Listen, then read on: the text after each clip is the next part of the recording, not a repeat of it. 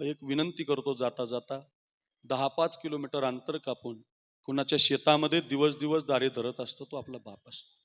कुणाच्या शेतामध्ये ऊस तोड करतो तो आपला बाप असतो. या बापाला दोनही पाय देवानं अपंग दिले होते. अपंग पायाचा बाप होता हा. पण अपंग असताना ते म्हटलं नाही की माझं शरीर चांगलं नाही. कष्ट केले महाराज, ऊसतोड केली, गायी सांभाळल्या, खूप कष्ट केले. कष्ट करून या मुलांना शिक्षण दिलं, मुलांना घडवलं महाराज. बाप मुलासाठी खूप प्रेम करत असतो. तुकोबाराय सांगतात, बाप करी जोडी लेकुराची ओढ. हे कोणती कविता नाही बरं, हा तुकोबारांचा अभंग आहे.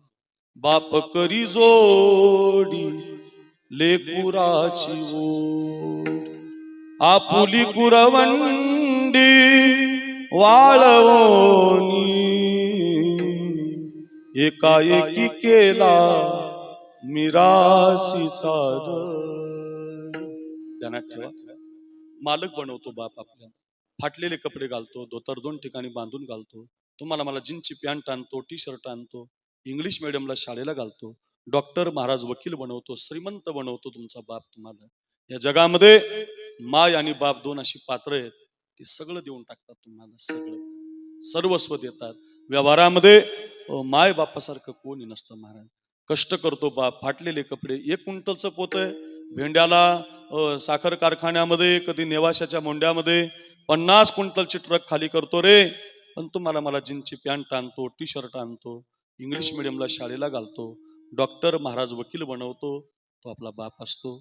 विनंती असेल, बापाला जिवंतपणे कधी विसरू नका, माय बापाला जिवंतपणे त्रास देऊ नका. झालंय कीर्तन, जाता जाता विनंती आपल्या कीर्तनाची तुम्हाला.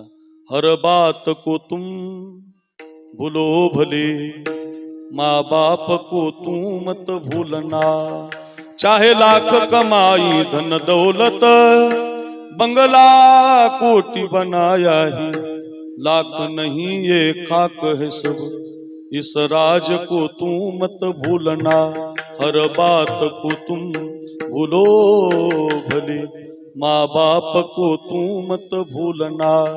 बाण श्रावण बाळाला लागला, बाण श्रावण बाळाला लागला. पाणी घेऊन दशरथ राजा गेला आणि पायाची चाहूल लागल्याबरोबर आंधळ्या बापानं विचारलं, राजा आलास का रे श्रावण? फार दूर गेला होतास का रे? लांब होतं का रे पाणी? तुझ्यासारखी मुलं आता नाहीत बाबा, या शिंदे परिवारासारखी मुलं आता नाहीत, बापाचं कीर्तन ठेवणारी, बापासाठी खर्च करणारी, बापाची कृतज्ञता प्रगट करणारी. हे बाळा लांब गेलतास का रे? बोलत नाही तो राजा. का बोलत नाही रे बाबा? काही राग आलाय का तुला माझं? बोलणार